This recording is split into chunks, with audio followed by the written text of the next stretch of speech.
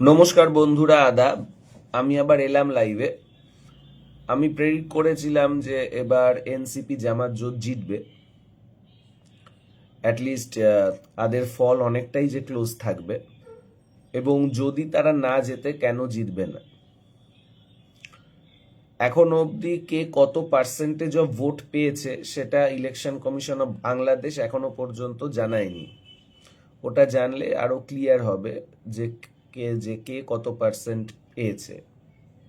কারণ যদ্দূর শোনা যাচ্ছে 53টা সিটে জামাত কেবলমাত্র হলো যে 70টা থেকে 5,000 ভোটের মধ্যে তারা হেরে গেছে। এবার 53টা যদি কমিয়েও দিই, এদিকে আর ওদিকে বাড়িয়েও দিই, তবু কিন্তু বিএনপি 160 হয়। যদিও ইলেকশনের যে ভোট কাউন্টিং এ বেশ কিছু জায়গায় হয়তো কারচুপি হয়েছে বলে অভিযোগ এসছে, সেটা হতে পারে, কিন্তু অ্যাজ এ হোল যেটা হয়েছে সেটা হলো জামাত আর আসন, এর আগে জামাতের হায়েস্ট আসন ছিল 1991 সালের ইলেকশনে কেবলমাত্র 18টা। শেষে 2008-এর যে ঠিকঠাক ইলেকশন হয়েছিল তাতে সে পেয়েছিল কেবলমাত্র 3টে। সেখান থেকে সে তাদের আসন সংখ্যা বাড়িয়ে নিয়েছে 72টা না 70টা। এটা বেড়েছে কেন? এটা প্রথম কথা।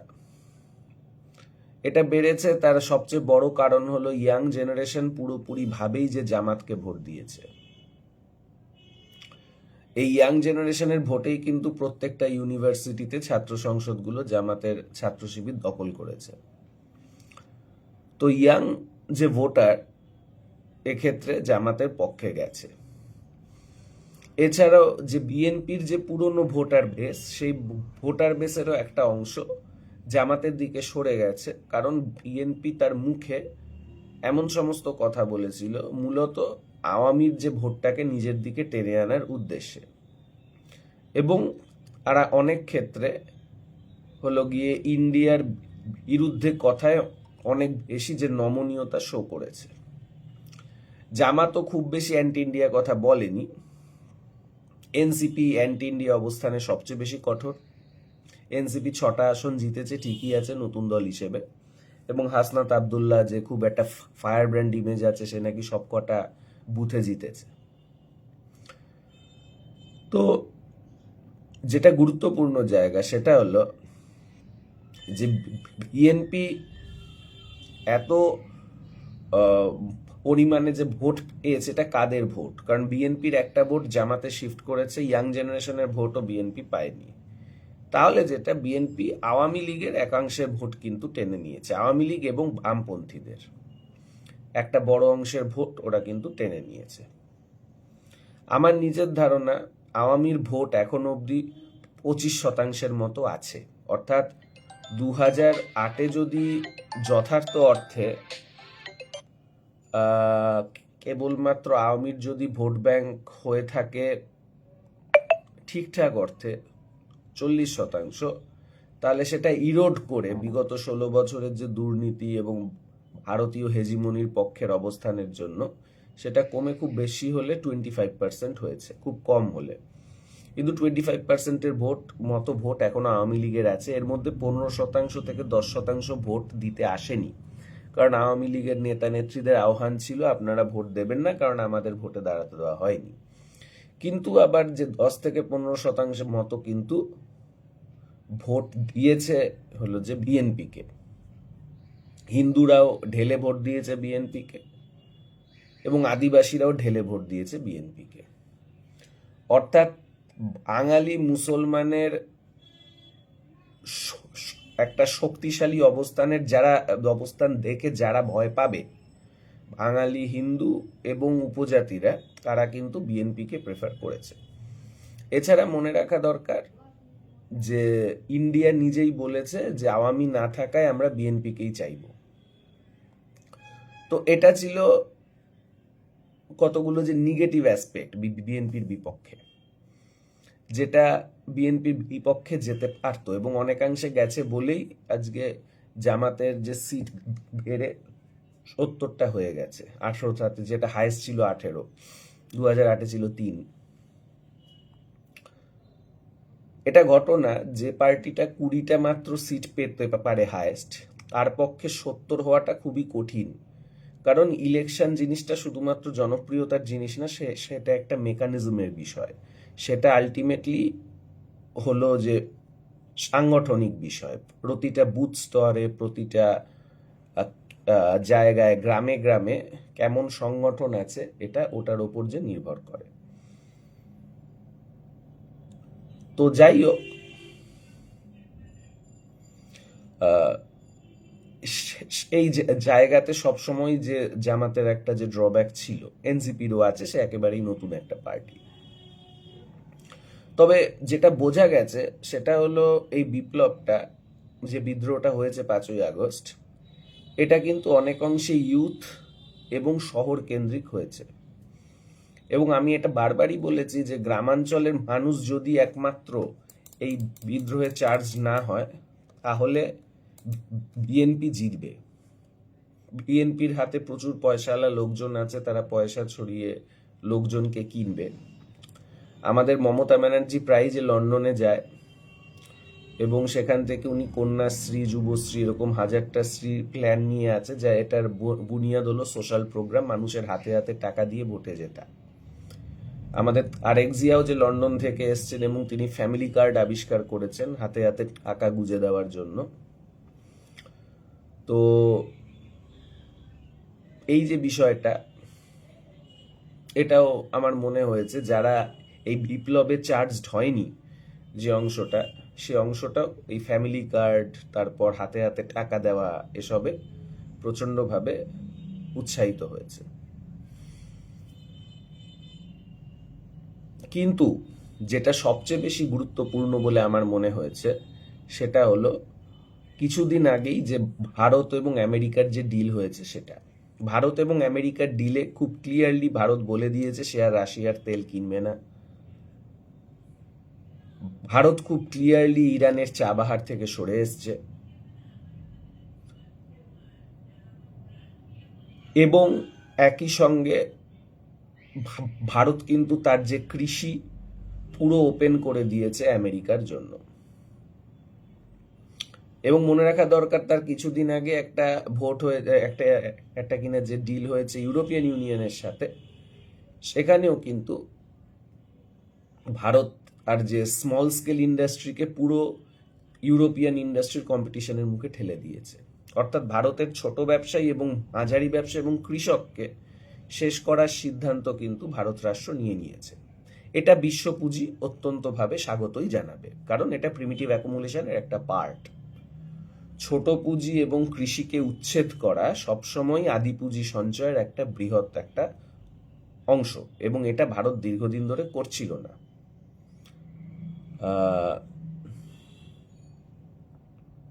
ভারত সুদীর্ঘকাল ধরে কিন্তু তার কৃষিকে প্রোটেকশন দিয়ে গেছে, কিন্তু এবার আস্তে আস্তে কৃষি প্রোটেকশনটা উঠে যাবে, সেটা ভারত আমেরিকাকে এবং পশ্চিমকে জানিয়ে দিয়েছে।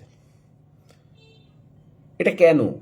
সে কি শুধুমাত্র ওই কিছু এক্সপোর্ট করবে 18% ট্যারিফে, এটার জন্য? আগে ছিল 50 বাড়িয়ে 18 করেছে। ভারত কি এতই বোকা? অন্যদিকে বাংলাদেশ আবার আমেরিকা থেকে তুলো কিনে আমেরিকাতেই গার্মেন্টস বেচবে 0% ট্যারিফে। ভারত কি এতই সস্তা? জিনিস হলো ওগুলো হবে, ভারতের কৃষি ওপেন হবে, ভারতের কৃষক উচ্ছেদ হবে, ধীরে ধীরে শেষ হবে এগুলো। বদলে শেষ হওয়া কৃষককে ওই ফ্যামিলি কার্ড, যুবশ্রী, কন্যাশ্রী 1500 2000 টাকা দিয়ে টিকিয়ে রাখা হবে এবং ওর যে বিদ্রোহ করার ক্ষমতাটাকে নেগেট করার চেষ্টা করা হবে। আর কি পাবে? আর হলো ভারতের সারাউন্ডিং এ, বিশেষ করে ইস্টার্ন পার্টে বাংলাদেশে হাসিনা পতনের পর যে প্রবল একটা চাপ তৈরি হয়েছে, সেই চাপটা যাতে কাটিয়ে উঠতে পারে সেটার ব্যবস্থাও আমেরিকা করে দেবে। এটা মনে রাখা দরকার, হাসিনা পতনের আগে 4টে ডিল ইন্ডিয়াকে দিয়েছিল। একটা হলো তিস্তা চুক্তি, যদি ইন্ডিয়ার কোনো প্রযুক্তিই নেই তিস্তা চুক্তি করার। আরেকটা ছিল রেলওয়ে ট্রানজিট ডিল, অর্থাৎ কিনা ইন্ডিয়া কিনা যে মিলিটারি ও রেলওয়ে দিয়ে নর্থ ইস্টে নিয়ে যেতে পারবে চীনের সঙ্গে যুদ্ধ হলে। আর একটা ছিল যে মংলা পোর্ট, আর একটা হলো অস্ত্রের ডিল। এই ডিলটা তারা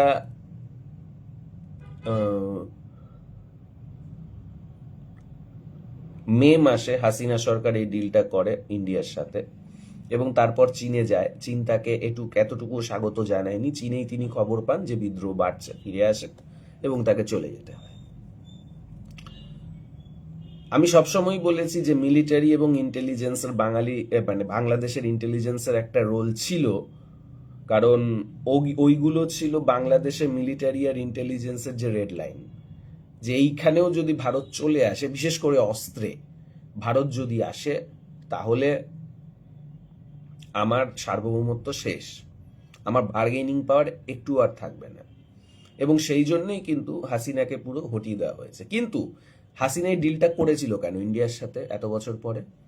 হাসিনাও তো চীন, ইন্ডিয়া, আমেরিকা সবার সাথে বার্গেন করছিল। সে কোথায় ফেল করেছে?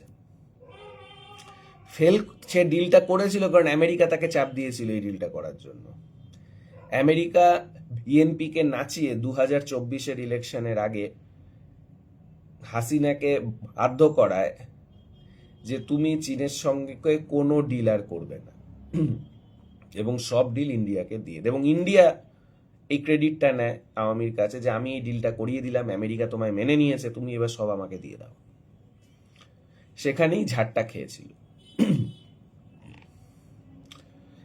বিদ্রোহ সম্পন্ন হওয়ার পরও যেখানে ওয়াকার খুব ক্লিয়ারলি বলে দিয়েছিল অরাজকতা করবেন না বিদ্রোহীদের, সেখানে সে বলেছিল আমরা সস্তা মাল চীন থেকেই কিনব, কারণ বাংলাদেশের মিলিটারির কাছে চাইনিজ আর্মস খুব ইম্পর্টেন্ট।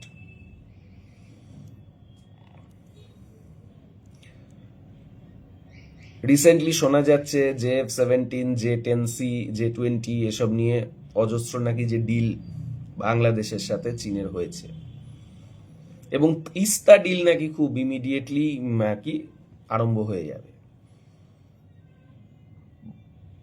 চীন কিন্তু তিস্তা ডিলকে একটা রেড লাইন হিসেবে দেখছে বাংলাদেশি এস্টাবলিশমেন্টের কাছে। কেন? কারণ চীন জানে তিস্তা ডিলটা বাংলাদেশের মানুষের কাছে অত্যন্ত একটা জনপ্রিয় ডিল, এবং এই ডিলটা এস্টাবলিশমেন্ট করলে লাভবান হবে। কিন্তু এই ডিলটার এগেনস্টে আমেরিকা থরলি বসে আছে এই ডিলটা যাতে না হয়। এবং ইলেকশনের কিছুদিন আগেই, বিশেষ করে ভারতের সঙ্গে চুক্তির পরে আমেরিকা বলেছে যে ইন্টারিম গভর্নমেন্টের সঙ্গে চীনের যে চুক্তিগুলো হয়েছে এই নিয়ে তারা খুবই আশঙ্কিত, এবং বাংলাদেশে আর্মস মার্কেটে সে ঢুকতে চায়, এটা সে বহুদিন ধরে বলে আসছে হাসিনার আমল থেকেই। এবং একই সঙ্গে বাংলাদেশের যে তিস্তা চুক্তি হোক তারা এটা চায় না। বলা বাহুল্য, জামাত ইলেকশন ক্যাম্পেনে বলেছিল তারা তিস্তা চুক্তি করবে, আরেক জিয়া চুপ ছিল। আরেক জিয়া লন্ডন থেকে এসছেন এবং ক্লিয়ারলি আরেক জিয়াকে রাজি করিয়েছে পশ্চিমা শক্তি যে চীনকে অ্যাক্সেস না দিতে এবং ভারতের সঙ্গে মোটামুটি একটা সুসম্পর্ক মেনটেন করতে। অন্যদিকে জামাত ও একইভাবে পশ্চিমেরই হাতের পুতুল, তাদের সমস্ত অধিকাংশ নেতারাই পশ্চিমে থাকে। এখন আন্তর্জাতিক অর্থনীতিটাই এমন যে অধিকাংশ দেশই কিনা যে মাল কেনে চীন থেকে, সে অর্থে চীনের ওপরে একটা ডিপেন্ডেন্স থাকে বিভিন্ন দেশের বড় বড় বিজনেসম্যানদের, কিন্তু তাদের আয়টা তারা সঞ্চিত করে আমেরিকান অথবা ইউরোপিয়ান ব্যাংকে। সুতরাং আমেরিকা বা ইউরোপের সঙ্গে তাদের কন্ট্যাক্ট এখনো বেশি, তাদের স্বার্থ অনেক বেশি। যদিও একমাত্র মিলিটারি বাংলাদেশের একমাত্র জায়গা যারা চীনের সঙ্গে অলওয়েজ ক্লোজ রিলেশন মেনটেন করতে চায়। ইনফ্যাক্ট পাকিস্তান এত স্ট্রং, তার একটা বড় কারণ হলো পাকিস্তানে ক্যাপিটালিস্ট অথবা পলিটিশিয়ানরা পাকিস্তানকে কন্ট্রোল করে না, মিলিটারি কন্ট্রোল করে, এবং মিলিটারি চীনের ওপর নির্ভরশীল, কারণ চীন অনেক সস্তায় এমন জিনিস দেয় যেগুলো কিনা কার্যকর, এবং চীন পাকিস্তানকে অধিকাংশ ক্ষেত্রেই হলো সোর্স কোডও দেয়। যেটা আমেরিকা বা পশ্চিমা শক্তি তৃতীয় বিশ্বের দেশগুলোকে দেয় না, ইন্ডিয়াকেও সোর্স কোড দেয় না, মানে আমেরিকাও দেয় না, ফ্রান্সও দেয় না। তো যাই হোক, তো আমি মনে করি বিএনপি জিতলেও এতটা সিটের ব্যবধানে জেতার কথা না। ওই 53টার কথা যে হেরফেরের কথা, 53টার মধ্যে যদি 30টাও হেরফের হয় তাহলেও আমি মেনে নিতাম। কিন্তু এখানে অবশ্যই কাউন্টিংয়ে একটা ইঞ্জিনিয়ারিং হয়েছে, এবং কাউন্টিংয়ে ইঞ্জিনিয়ারিংটা জামাত মেনে নিল কেন? কারণ আমেরিকা বলেছে মেনে নিতে, সেজন্যই তারা মেনে নিয়েছে। আমেরিকা কেন জামাতকে দিল না? জামাত আর বিএনপি দুটোই তো আমেরিকারই। কারণ ইন্ডিয়া বলেছে জামাতের সঙ্গে আমি কনফিডেন্ট নই, আমি মানে আওয়ামীর পরেই আমি বেশি কনফিডেন্ট হল বিএনপির সাথে। এরপর নেক্সট যেটা করা হবে সেটা 2001 থেকে 2006 মধ্যে যে লগি বৈঠার আন্দোলন করানো হয়েছিল আওয়ামীকে দিয়ে, সেরকমই আন্দোলন করানো হবে। অলরেডি বিএনপি জিতেছে আওয়ামীর ভোটে, সে আওয়ামীকে পুনরুস্থাপন করার চেষ্টা করতে বাধ্য হবে।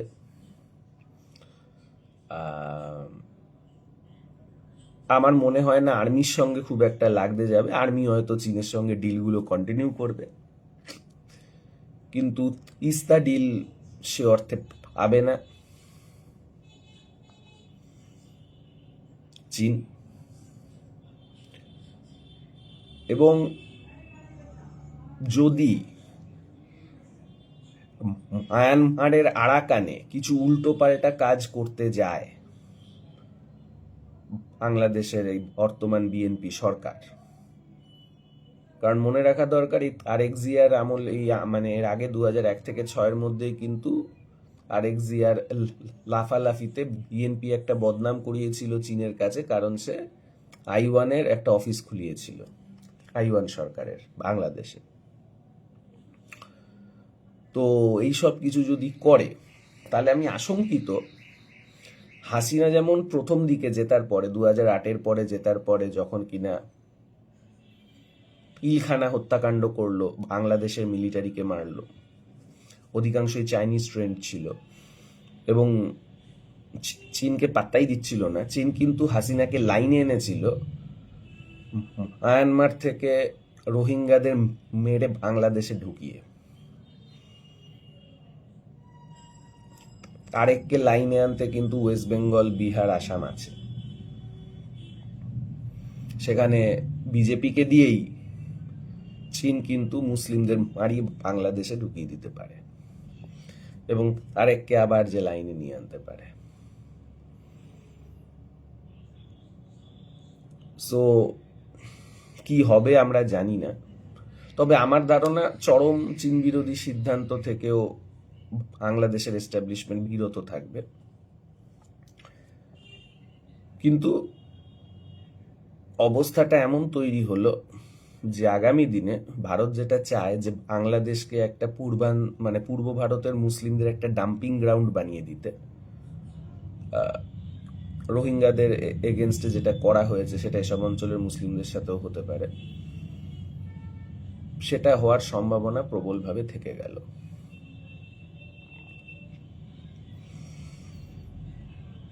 আমি পশ্চিমবঙ্গের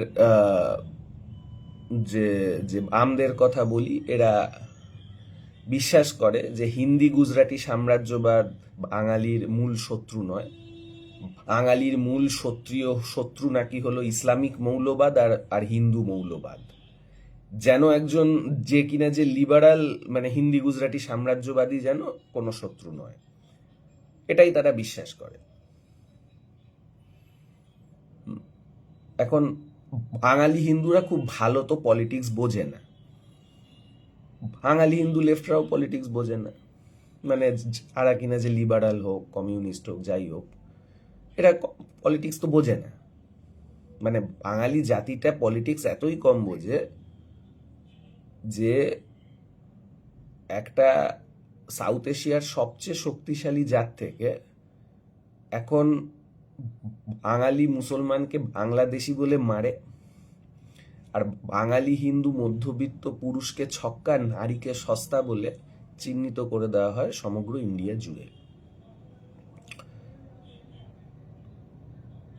এটা হলো বাঙালি হিন্দু ভদ্রলোকদের বর্তমান অবস্থা। ছেলেগুলো ছক্কা, মেয়েগুলো সস্তা, মানে এভাবে ইন্ডিয়াতে প্রজেক্ট করা হয়। তো এটা হয়েছে কেন? কারণ তারা বোকা, তারা পলিটিক্স বোঝেনি, তারা একটু একটু করে হারতে হারতে হারতে হারতে আজকে এই জায়গায় এসেছে, ছক্কা আর সস্তা। তো বিএনপির এই জয় আসলে ইন্ডিয়ার জয়। ইন্ডিয়া আমেরিকার সঙ্গে ডিল করে গুজরাটি হিন্দি সাম্রাজ্য খুব ভালো একটা জয় পেয়েছে আবার বাংলাদেশে।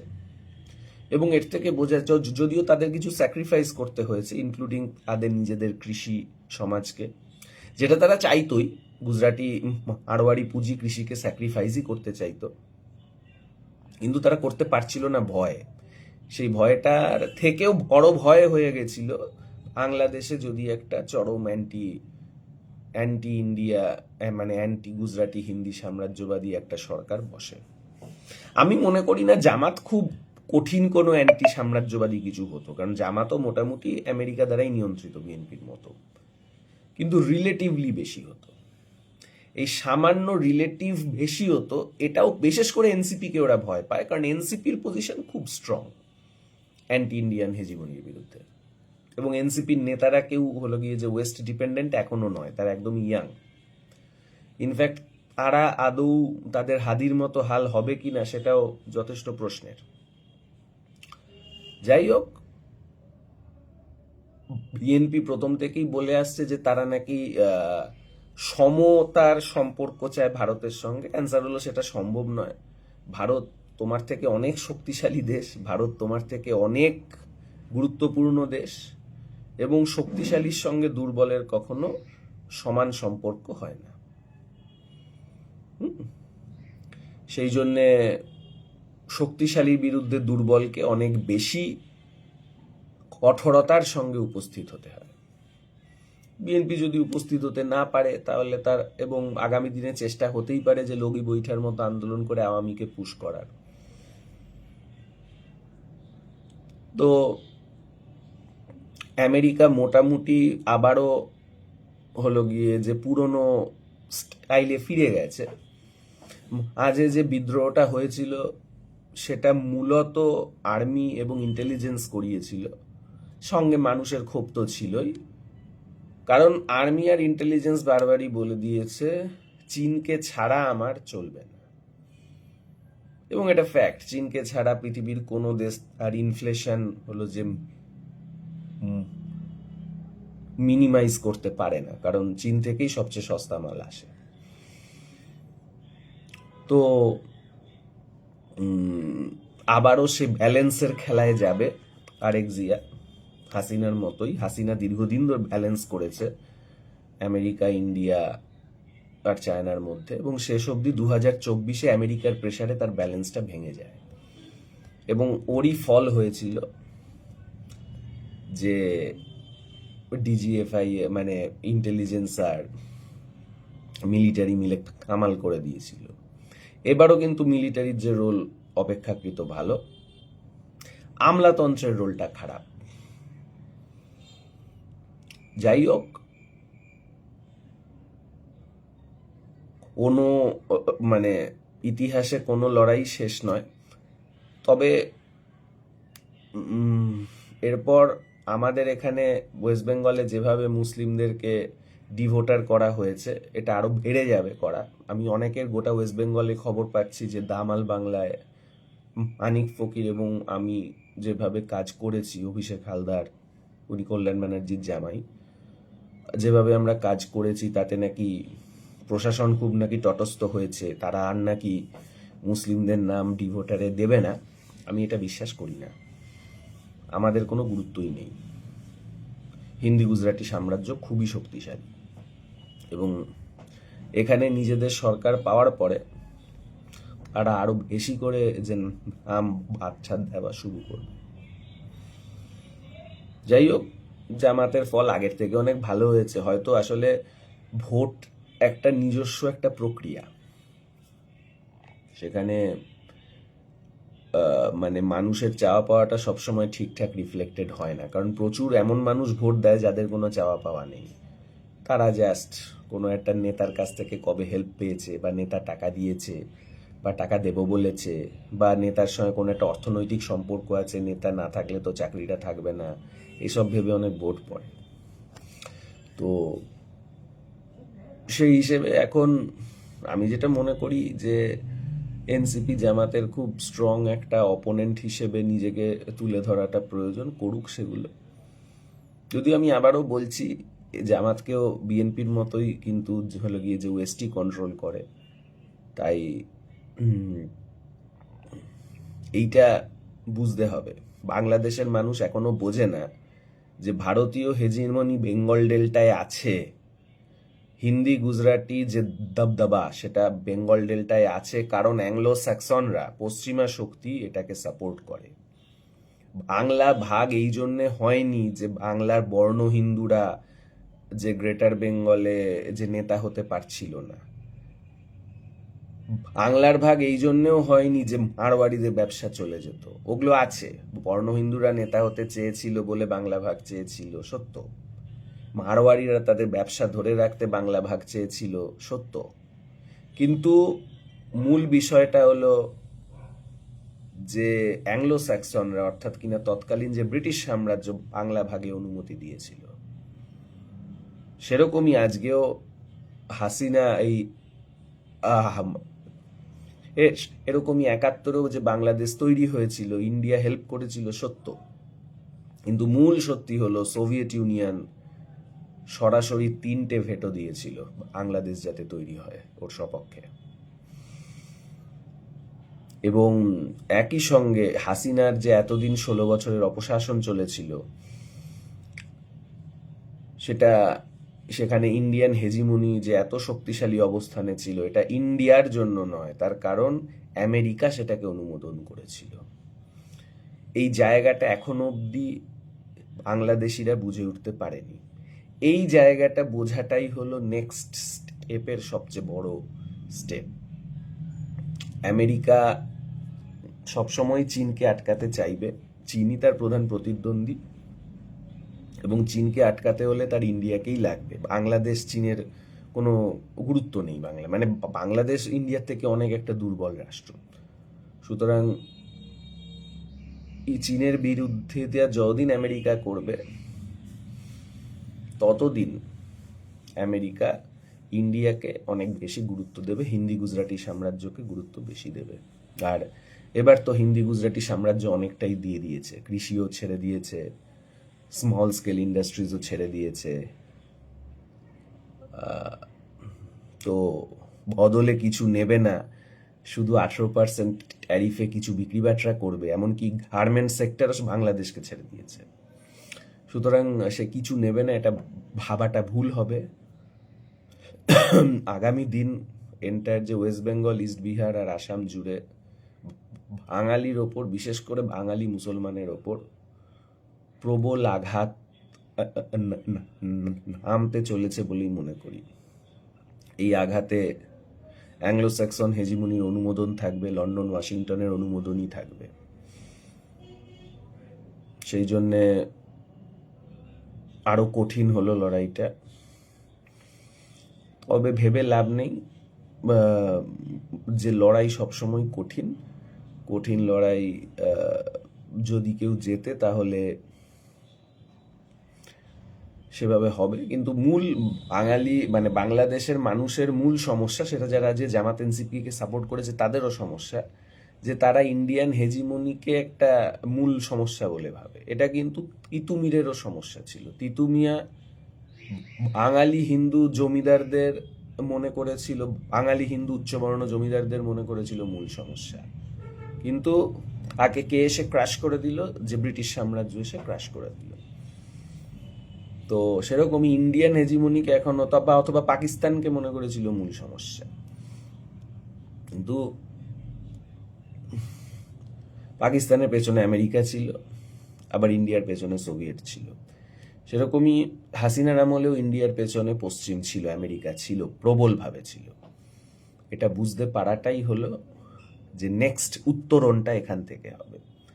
আমি জানি না কতদিনে হবে, 2008 থেকে 2024 প্রায় 16 বছর লেগে গেছে এটা বুঝতে যে পুরো সিস্টেমটাই মানে হাতছাড়া করে যাচ্ছে, হিন্দি গুজরাটি সাম্রাজ্য প্রবলভাবে গেড়ে বসেছে। এখন নেক্সট যেটা বুঝতে হবে সেটা হলো ভাপেরও ভাব থাকে, ইন্ডিয়ান হেজিমনির পেছনেও আমেরিকা আছে। তো যাই হোক, যে নরেন্দ্র মোদীকে কনগ্রাচুলেশন, উনি খুব ভালো একটা ডিল করেছেন, খুব সাহসী ডিল করেছেন। কারণ এরপর কৃষক উচ্ছেদ, স্মল স্কেল ইন্ডাস্ট্রিজ উচ্ছেদ, এবং এটা সাহসী সিদ্ধান্ত, এবং যদি উন্নতি করতে হয় এই সিদ্ধান্তগুলো নিতে হয়, তো ওটা উনি নিতে পেরেছেন। এবং এখানেও অনেক সাহসী সিদ্ধান্ত নিতে হবে, সেটা উনি নেবেন বলে মনে হচ্ছে। প্রতিপক্ষ সাহসী সিদ্ধান্ত নিলে উল্টো পক্ষকেও সাহসী সিদ্ধান্ত নিতে হবে, না হলে শেষ হয়ে যেতে হবে। অজস্র ধন্যবাদ, আপনারা ভালো থাকবেন।